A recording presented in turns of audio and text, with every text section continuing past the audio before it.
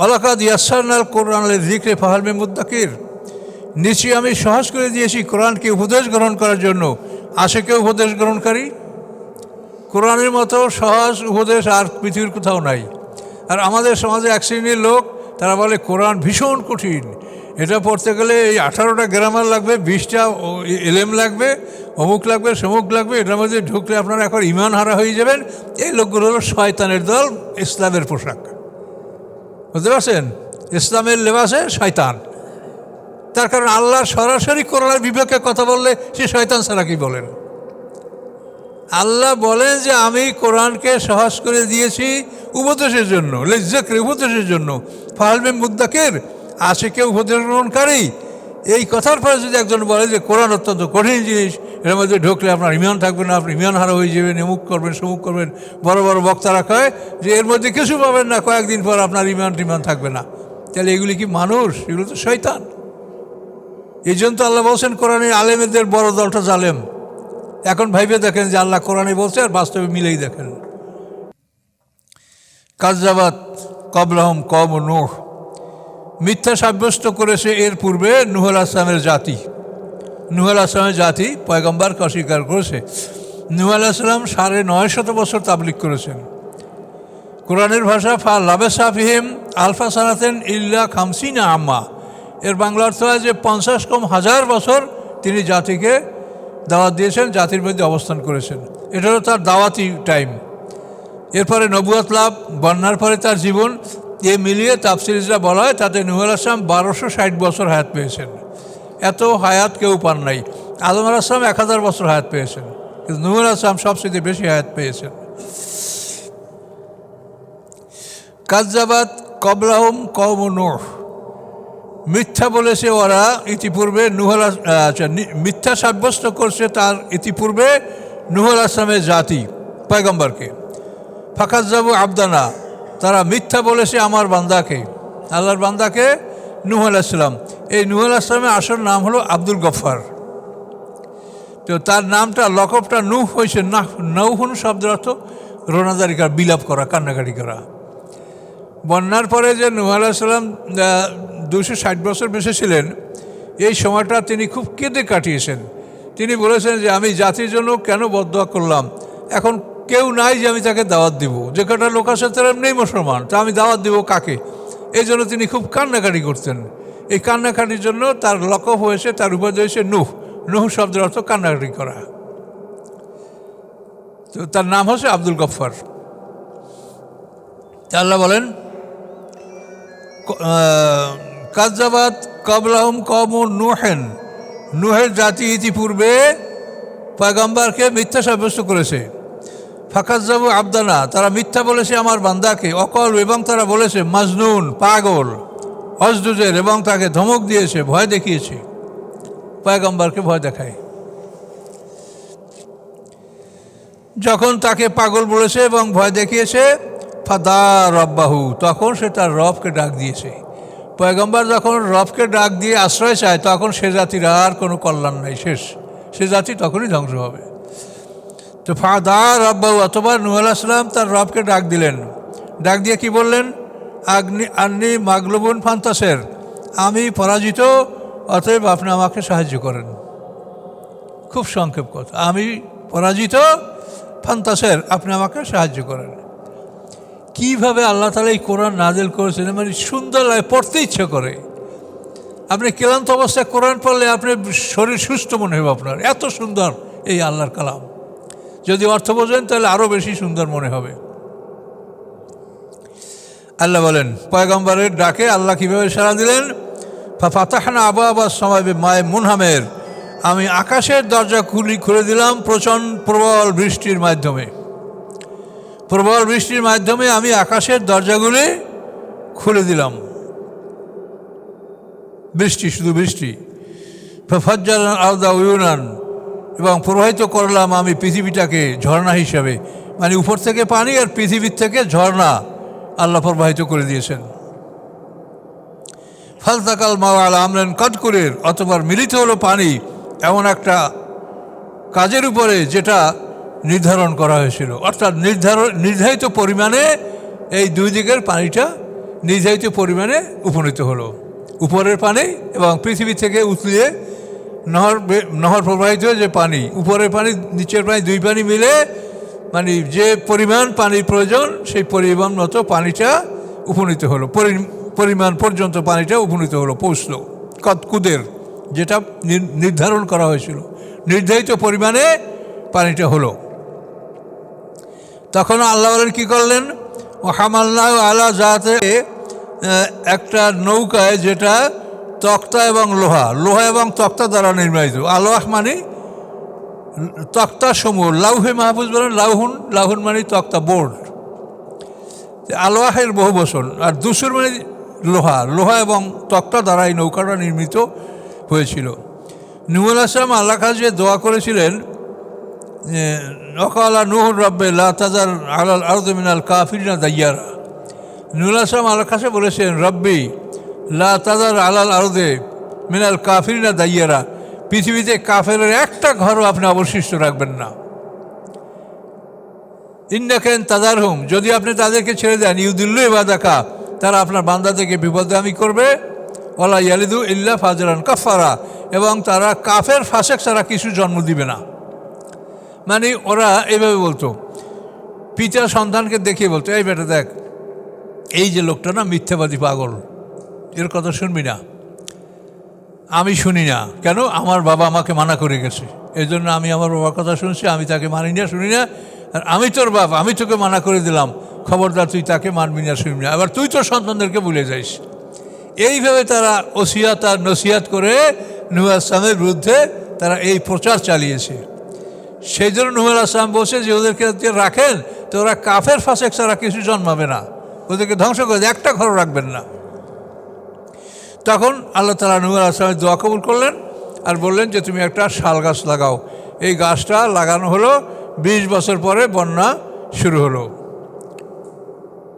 একটা চুলার থেকে প্রথমেতে মানে পানি প্রবল বেগে বের হচ্ছিল। এই চুলাটা বলা হয় যে এটা মা হাওয়ার চুলা, মা হাওয়া এই চুলায় রান্নাবান্না করতেন। এই চুলাটা ইরাকে ছিল, কোনো এক জায়গায়, ইরাকের কুফা বা অন্য কোনো জায়গায়। এই চুলার থেকে পানি প্রবাহিত হলেই বন্যার সূচনা। তো এই 20 বছর বসে এই গাছটা খুব বড় হলো, আর এই 20 বছরের মধ্যে ওই জাতির কোনো নারী গর্ভবতী হয় নাই। ফলে নূহ আলাইহিস সালামের বন্যায় কোনো নাবালেগ শিশু মারা যায়নি, সবাই তারা বড় হয়ে গেছে। এই অবস্থায় সবাই মারা গেছে বন্যায়। তো নূহ আলাইহিস সালামের নৌকাটা আল্লাহ বলছেন, ওয়াসনাইল ফুলকা বিআয়ুনিনা, তুমি আমার চোখের সামনে বানাও, আমি বলবো সেভাবে তুমি বানাবে। এবং নৌকাটার বক্ষস্থল ছিল তাফসীর ব্যাখ্যা জুজুয়ের তায়রে, পাখির বক্ষস্থলের মতো, ঘু ঘু কবুতর, এই যে পাখির বক্ষস্থল যেরকম, এই নৌকাটার বক্ষস্থলটা গলইটা ওইভাবে ছিল।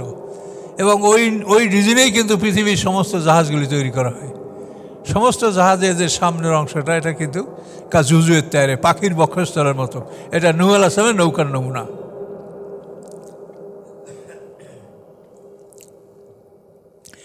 তাজিবে আয়ুনিনা, এবং চলতেছিল সেই নৌকাটা আমার চোখের সামনে।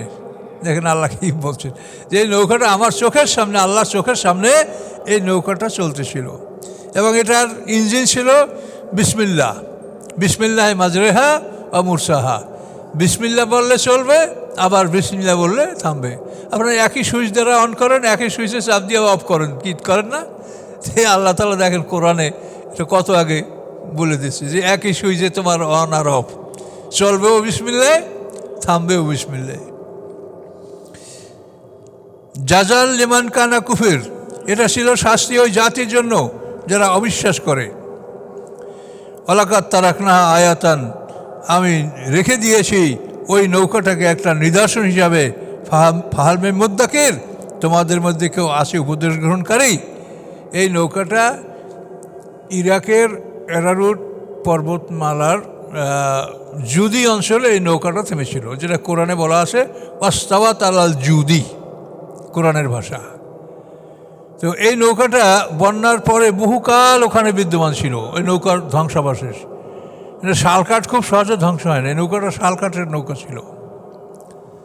কাঠের মধ্যে সবচাইতে দীর্ঘস্থায়ী এবং শক্ত কাঠ হলো শাল কাঠ। অন্যান্য কাঠের সৌন্দর্য আছে, কিন্তু শাল কাঠের মতো এত মানে মানে ডিউরেবিলিটি, এত দীর্ঘকাল স্থায়ী কোনো কাঠ হয় না।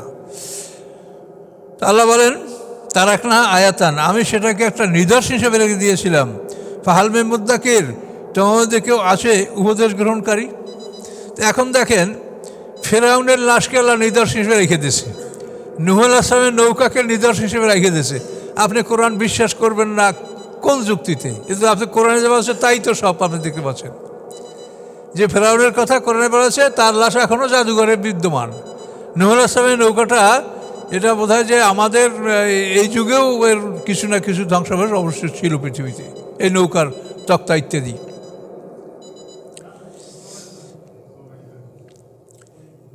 আচ্ছা, ওয়ালাকাত তারাকনা আয়াতান ফাহালমে মুদ্দাকির, আছে কেউ মুদ্দাকির মুস্তাকির, উপদেশ গ্রহণকারী?